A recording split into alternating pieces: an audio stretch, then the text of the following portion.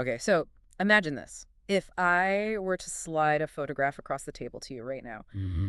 a really grainy, sort of shadowy Daguerreau type of a man, I can almost guarantee you'd have this visceral reaction to it. It's a really haunting Oh, image. wait, I think I know what you're talking about. You see a man with these impossibly hollow cheeks, just wild, unkempt, dark hair, and eyes that look like they've stared into the abyss.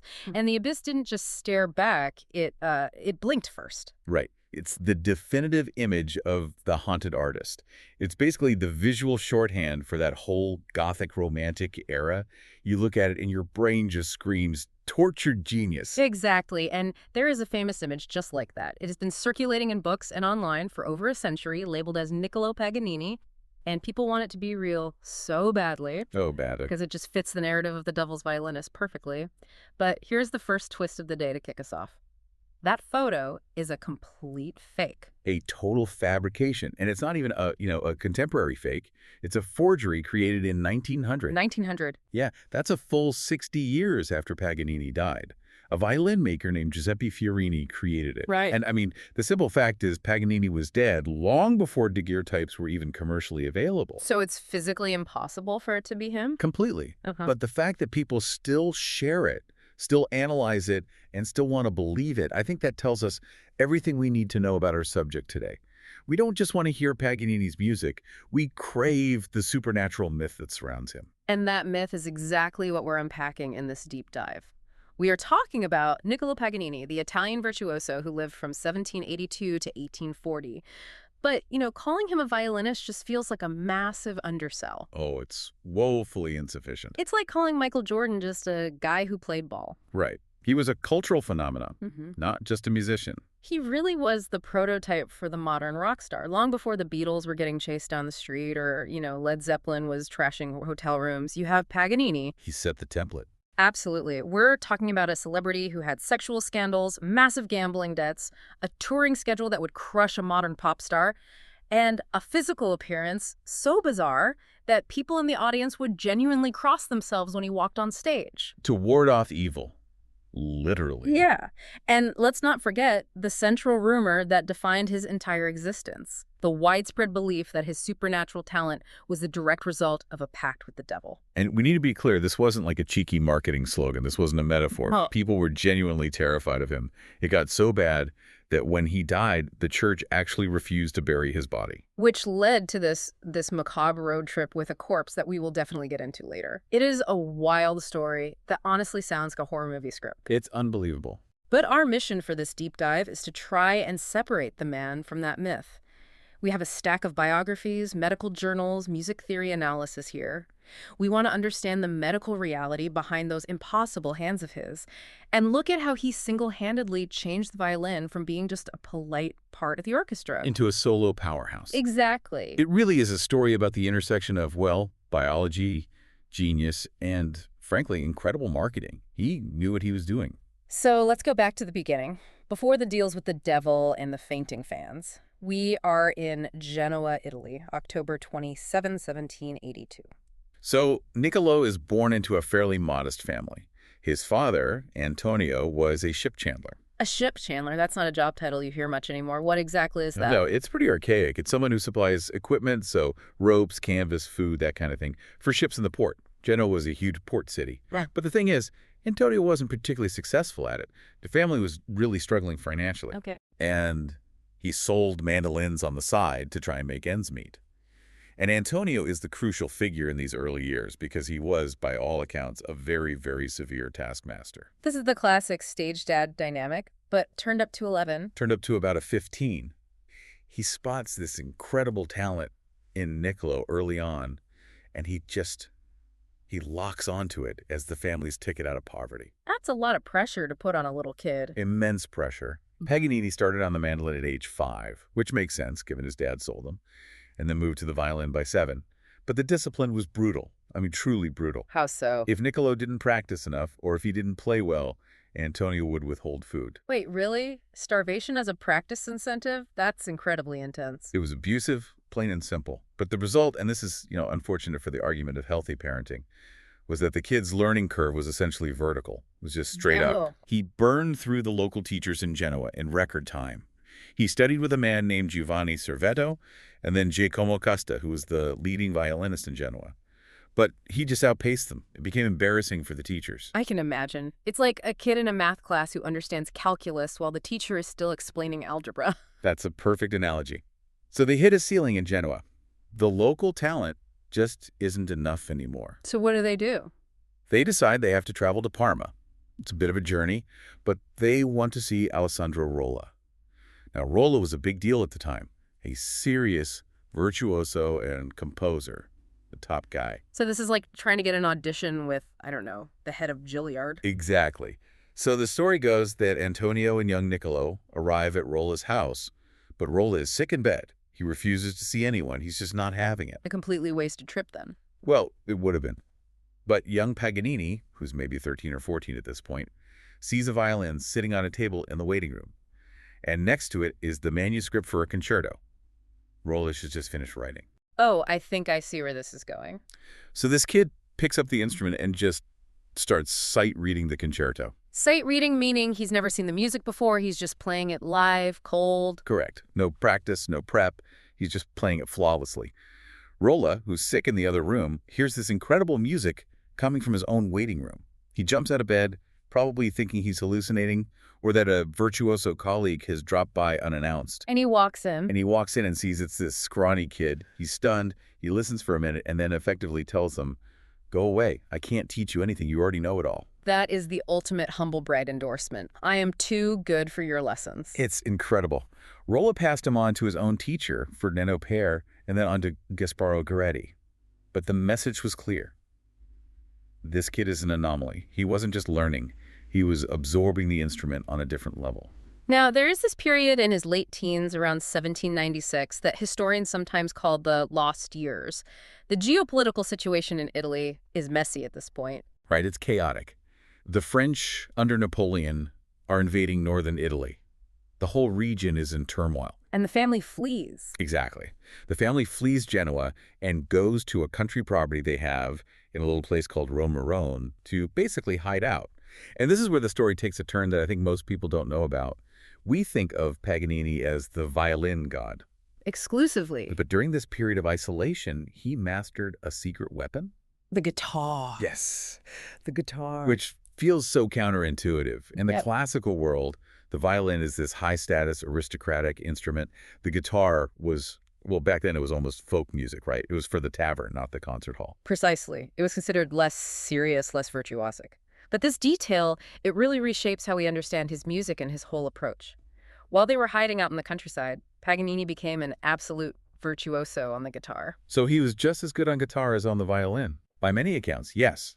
He later called it his constant companion on tours. But here's the kicker. He almost never played it in public concerts. It was for intimate settings, for composing, for himself. Why hide it? Was he ashamed of it, or was it a branding thing? I think it was mostly branding. He knew his public persona was the violin magician, but the guitar served this crucial structural purpose for his brain.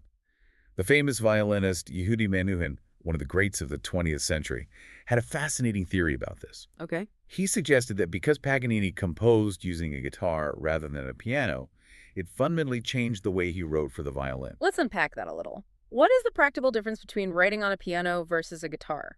Think about the mechanics.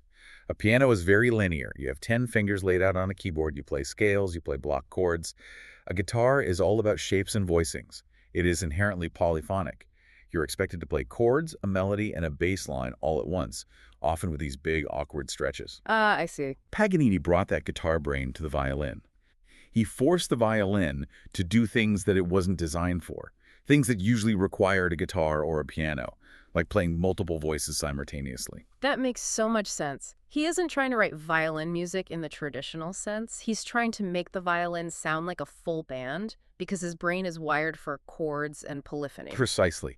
He wants the violin to be self-sufficient. He doesn't want to need an orchestra. Yeah. And this leads us directly into the physical phenomenon of Paganini, because you can have the musical idea to play massive chords on a violin, but physically executing it is a nightmare. The neck is too small, the strings are under too much tension. Exactly. It's not built for that, unless, of course, you have hands that don't work like everyone else's. So let's get into the medical mystery aspect, because descriptions of him are, well, they're unsettling. People described him as having these long, spider-like fingers, incredible flexibility. And the specific stat that blew my mind from the research is his reach. It's astonishing. He could play 3 octaves across 4 strings in a single hand span. Okay, to put that in perspective for anyone listening who maybe doesn't play an instrument, extend your hand on the table. Stretch your thumb and your pinky as far apart as they can go. Right. Now imagine doing that on the neck of a violin, which is curved and much thicker than you think. A standard professional violinist might be able to reach a tenth. That's an interval of 10 notes. Paganini could reach much, much further without ever shifting his hand position. It was a physical anomaly. So was it just practice? Did he, stretch his hands out like an athlete, or was something else going on? Modern doctors and medical historians are almost certain it was a connective tissue disorder. There are 2 main theories that get floated. The first one is Marfan syndrome. Marfan syndrome. Okay, what is that? It's a genetic disorder that affects the body's connective tissue. A classic symptom is having unusually long, slender limbs, and especially long, spider-like fingers, a condition called arachnodactyly. Spider fingers. Literally. And the other leading theory is Ehlers-Danlos syndrome. And what's that one? This one is perhaps even more likely, given all the descriptions of his extreme flexibility. Ehlers-Danlos is a disorder that affects collagen production. The result is that your joints become hypermobile. So like being double jointed, but on steroids. Exactly. Ehlers-Danlos would allow for extreme hyperextension of the finger joints and the thumb. There are accounts of Paganini being able to bend his pinky finger backwards at a 90-degree angle to the back of his hand. Ouch. I'm trying to do that right now and my hand hurts just thinking about it. But for a violinist, that is a superpower. It means your hand is not bound by the normal biomechanical limits of the human body. He could keep his thumb anchored in one spot and send his fingers crawling up and down the fretboard like they were independent creatures. So when we ask if he sold his soul to the devil, the reality is probably that he was born with a genetic mutation. He took what most people would consider a physical deformity, and he exploited it for art. He turned a disorder into a gift. that is such a powerful reframing. He wasn't blessed in the traditional sense. He was navigating a disorder. But there's a flip side to that, isn't there? Because while his hands were these superpowers, the rest of his body was, well, falling apart. It was tragic, really. The whole devil myth was fueled by his appearance. He looked gaunt, pale, almost skeletal. But that wasn't an aesthetic choice like some goth makeup. Right. He was incredibly sick from most of his adult life. He was diagnosed with syphilis as early as 1822. Which, in the 19th century, is basically a death sentence. A slow, painful one. And the treatment back then was almost worse than the disease. The standard cure at the time was mercury and opium. Yikes. We know now that mercury is incredibly toxic. It's a heavy metal poison. It's pure poison. It causes hair loss, tooth loss, tremors, gastrointestinal problems, and that distinctive grayish pallor to the skin. And the opium, obviously, is a heavy narcotic prescribed to manage the pain and the constant cough that came with his other ailments. So you have a man who is likely suffering from a connective tissue disorder, which causes chronic pain. He's struggling with the devastating effects of syphilis. And on top of that, he's slowly poisoning himself with mercury and heavily medicated on opium. Exactly. So when he walked on stage, he looked like a reanimated corpse because, in a very real way, he was physically crumbling. It really changes the scary persona. He wasn't trying to look like a ghoul to scare the audience. He was just trying to survive the concert. Absolutely. But let's talk about that concert experience, because despite all the health issues, when he picked up that violin, he completely changed the game. He did. Before Paganini, you have to remember, the violin was largely an ensemble instrument. You had greats like Corelli and Vivaldi, of course, but the violin was usually part of a larger texture. Progress in pure technique was slow. And Paganini comes along. And he treats the violin like a solo powerhouse. He decided the violin could be the entire show. It didn't need backup. The sources mention he revived some forgotten techniques from a guy named Pietro Locatelli. Yes, Locatelli. He wrote these 24 Caprices back in the 1730s. They were published as the art of the new style. But they were so ridiculously difficult that everyone basically ignored them. They just gathered dust on a shelf. For decades, they were considered unplayable oddities. Paganini found them, unlocked them, mastered them, and then pushed the techniques even further. He also took inspiration from another violinist named August Duranowski, who was known less for his technical purity and more for being a showman, a guy who knew how to work a crowd. And showmanship is key here. Paganini wasn't just standing there playing perfect scales, he was doing tricks. He was a performer. He was the ultimate performer. Let's look at harmonics, for instance. Okay. Harmonics are those high flute-like whistle tones you can get on a string. Paganini didn't just use natural harmonics where you lightly touch the string at a specific note. Right. He perfected artificial harmonics. Can you explain the difference for us, for the non-musicians? Sure. For a natural harmonic, you just lightly touch an open string at a mathematical point, like halfway up or a third of the way up. It's not too hard. For an artificial harmonic, you have to press the string down firmly with one finger, say your index finger, to shorten it and create a new fundamental note. Okay. And then you have to lightly touch that same string with another finger, maybe your pinky, at a specific interval above that first finger. It requires incredible precision, hand strength, and that freakish flexibility we talked about. And he was doing this at high speed. At unbelievable speeds, creating these ethereal melodies that sounded like they were coming from a different world. And then there is the left-hand pizzicato. This is just dazzling to watch. Usually you bow with the right hand and finger the notes with the left. Pizzicato is when you pluck the string. Paganini figured out how to pluck the strings with the fingers of his left hand, the hand that is holding the neck, while he was still bowing normally with the right. So it sounds like two different instruments are playing at once. Exactly. You get a melody being bowed and a separate plucked accompaniment, all coming from one violin, played by one person.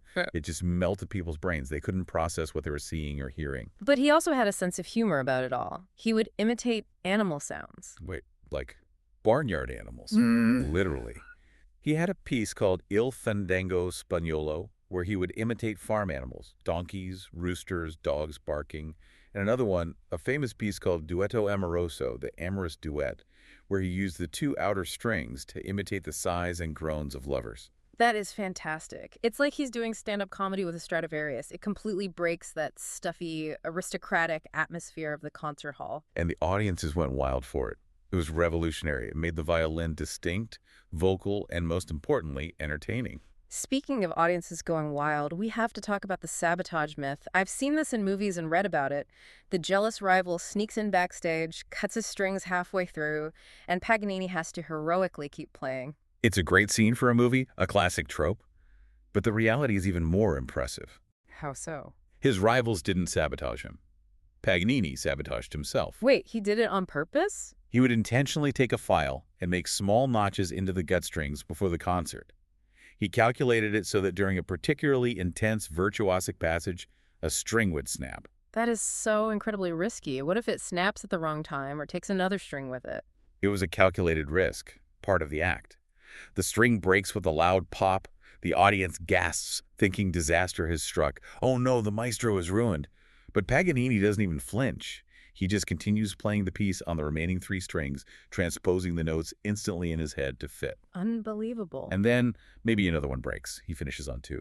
And his signature move, his grand finale, was the variations on one string, often using the lowest, thickest G string, like in his famous Moses Fantasy. That is pure rock and roll. That is the 19th century equivalent of smashing the guitar at the end of the set, but it's harder because you have to keep playing music on the wreckage. It proved his supernatural ability. It sent a message to the audience and his rivals. I don't need four strings. I don't need the instrument to be perfect. The music is in me. It drove people into an absolute frenzy. And for this kind of power, he needed a specific tool.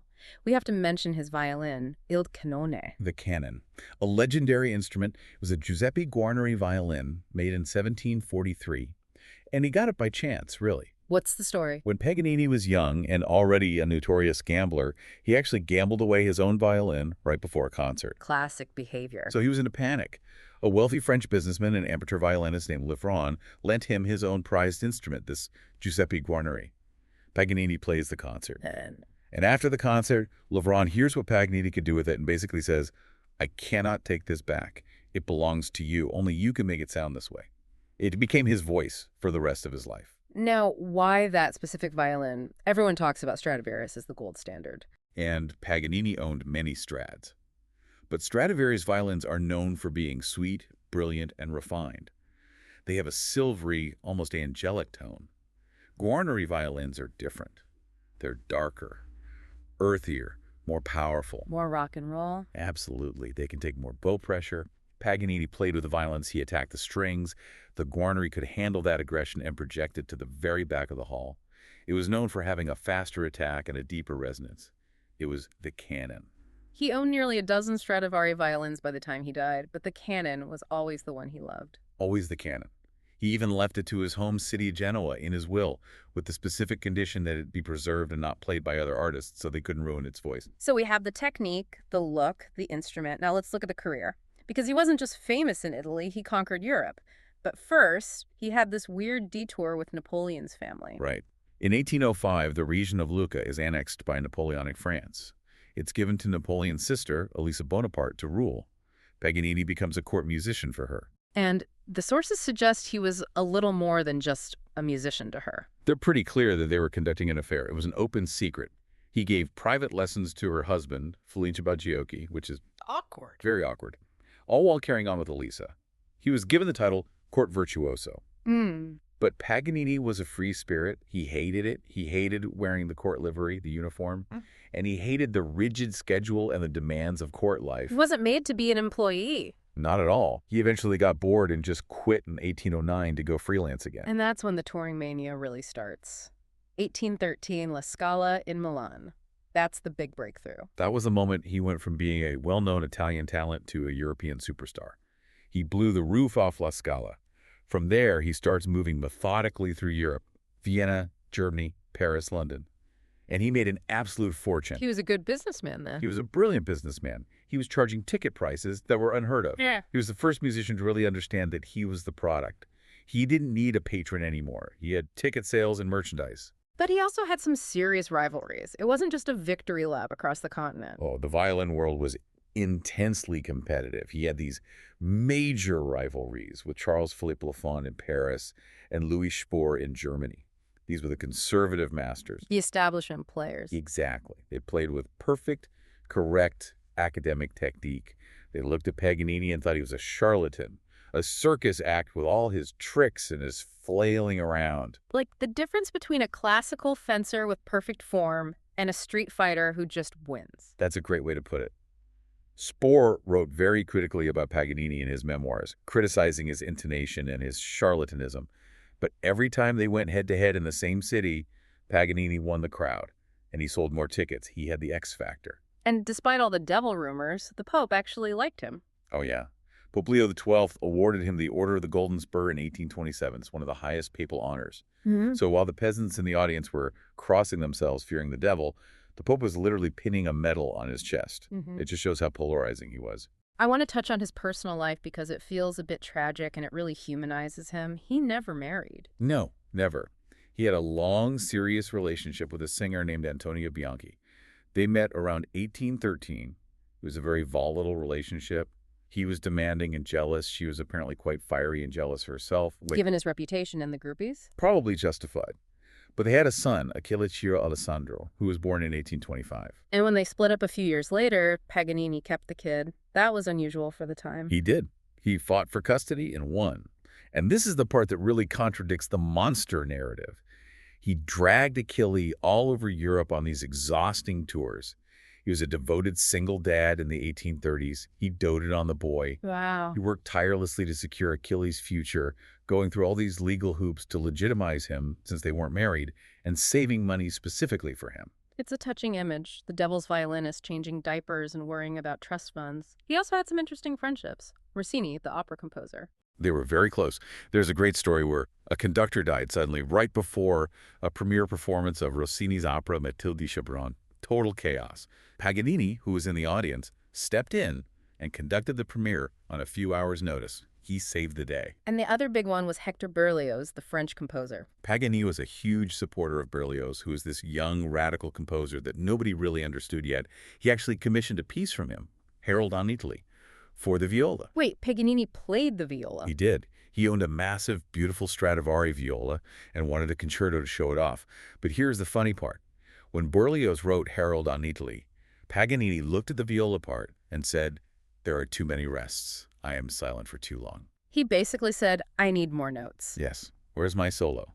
He rejected it initially because it wasn't flashy enough for him. But years later, he heard the piece performed, was apparently moved to tears and walked up to Berlioz, knelt down, and gave him a huge sum of money, 20,000 francs. It basically saved Berlioz from bankruptcy. And he publicly declared Berlioz the true successor to Beethoven. So he could be incredibly generous. So he was generous, he was a loving father, but he was also a disaster with money in other ways. We're moving into the final act now, and it gets pretty grim. The casino. The Casino Paganini. Aww. It sounds like a bad idea even today, doesn't it? Yeah. In 1836, he decided to open a gambling casino in Paris. It was meant to be a high-class establishment with music and gaming. It was a spectacular failure. Why did a violinist think he could run a casino? Hubris, boredom. Maybe he was looking for a way to make money without the brutal physical toll of performing, since his health was failing so badly. Regardless, it was mismanaged. The French government changed the gambling laws, and the casino went bust almost immediately. And it ruined him. It ruined him financially. He was left with massive debts. He had to auction off his personal effects, his art collection, even some of his musical instruments. It was a public humiliation. And his health is just nosediving at this point. He's dying. It's 1840. He's in Nice, in the south of France. The syphilis has ravaged him. He has internal hemorrhaging. And his voice is almost gone. He's developed laryngeal tuberculosis and can barely speak above a whisper. And here's where that devil myth comes back to bite him one last horrible time. The Bishop of Nice hears he's on his deathbed and sends a priest to give him last rites. Correct. Oh. Now, you have to picture the scene. Paganini is incredibly weak, but he's still lucid. The priest comes in to perform the sacrament of extreme unction, the last rites. And Paganini refuses. He looks at the priest and basically says, "Get out. I'm not dying yet. This is premature." He sends him away. Was it denial or just stubbornness? Probably a mix of all three. He wasn't an atheist. He just didn't think it was the end that specific day. He sent the priest away, planning to confess later when he felt the end was truly near. But he miscalculated. He suffered a sudden hemorrhage and died a week later on May 27, 1840, without a priest present. So he dies without the final sacrament, and the church's reaction was severe. They were brutal. They took his refusal of the priest, combined it with decades of rumors about his deal with the devil, and said, no Catholic burial. He died unrepentant. This is insane. The most famous musician in the world, a man who had been honored by the Pope, and they won't bury him. So what happened to the body? This is the wandering corpse saga. It's just grotesque. His body was embalmed, but they had nowhere to put it. For a while, it was just left in the cellar of the house where he died in Nice. Oh my God. Then they moved it to an abandoned leper house on the coast. Then, for a time, it was stored in a cement vat in an olive oil factory. Eventually, friends smuggled it to a private estate near Genoa to hide it. A leper house? An olive oil factory? This is unbelievable. His son, I can't remember, the devoted son, spent the next 4 years and a huge amount of money fighting the church. It took an appeal to the Pope just to get permission to transport the body to Genoa, but they still wouldn't let him bury it in consecrated ground. So how long did this go on for? It wasn't until 1876, that's 36 years after he died, that he was finally officially buried in the cemetery in Parma. 36 years. That is horrific. But I read it didn't even end there, did it? Something about an exhumation in 1893. Yes. In a final bizarre chapter, his grandson, Attila, allowed the body to be dug up for a viewing by a famous Czech violinist named František Ondříček, who was obsessed with Paganini. They just opened the coffin to have a look. They opened the coffin to look at the legend, to see if the face matched the myths, to see the famous hands. It just shows you the obsession people had with his physicality, even half a century after his death. The body was apparently amazingly well preserved. It really proves that the myth became just as powerful, if not more powerful, than the music itself. But let's pivot to the music before we close out, because once the dust settled and the body was finally in the ground, what did he actually leave behind? Well, the 24 Caprices for solo violin remain the absolute Bible of violin technique. If you want to be a serious concert violinist today, you have to climb Mount Paganini. You cannot avoid him. But his influence went way beyond the violin. Well, hugely. Franz Liszt, the famous pianist, saw Paganini play in Paris and had an epiphany. He basically said, I want to do that, but on the piano. He canceled all his concerts for years, locked himself away, and completely reinvented piano technique to mimic what Paganini did on the violin. He invented the modern piano virtuoso style. So without Paganini, we don't get the virtuoso piano tradition either. Not in the same way. And then you have Schumann, Brahms, Rachmaninoff, all the greats wrote massive sets of variations on Paganini's themes, specifically that theme from the 24th Caprice. Everyone knows that melody. It's iconic. Da-da-da-da-da. That's the one. And culturally, he's still the archetype. There's a Japanese musical called Crossroad, where he literally makes a contract with a devil named Amdusias. There's a South Korean musical just called Paganini that focuses on his loving relationship with his son, Achille. The idea of the tortured supernatural artist. It really starts with him. So when we look at the big picture here, Paganini wasn't just a fast player. That's not the takeaway. No, not at all. He expanded the timbre of the instrument, he made it growl and scream and sing in ways nobody thought possible, and he created the model for the traveling solo superstar. Every major touring artist today, from the top classical soloists to Taylor Swift, is walking on a path Niccolò Paganini paved. He defined what it means to be a star. It's a wild story, from the ship chandler's abused son to the unburied corpse with a lot of broken strings in between. Had a whole lot of genius. So here is a final thought for you to chew on. Paganini clearly leaned into the rumors. He wore black, he arrived in a black carriage, he let people believe he was in league with devil because it sold tickets. He was viral before the internet. Absolutely. He was a master brander. He cultivated the mystery. So my question is, if Niccolò Paganini were alive today, in 2026, would he even be a classical violinist? Or would his obsession with shock value, with technical innovation, with pushing physical limits, would that have him doing something completely different? That's a great question. Would he be an experimental noise artist, a heavy metal guitarist, or just a really, really chaotic TikTok star showing off his hyper-flexible hands? I think he'd be bored by a standard symphony orchestra, I can tell you that. He'd be breaking whatever the current rules are, wherever he found them. Something to think about next time you hear a violin solo. Thanks for diving in with us. My pleasure. It was a great one.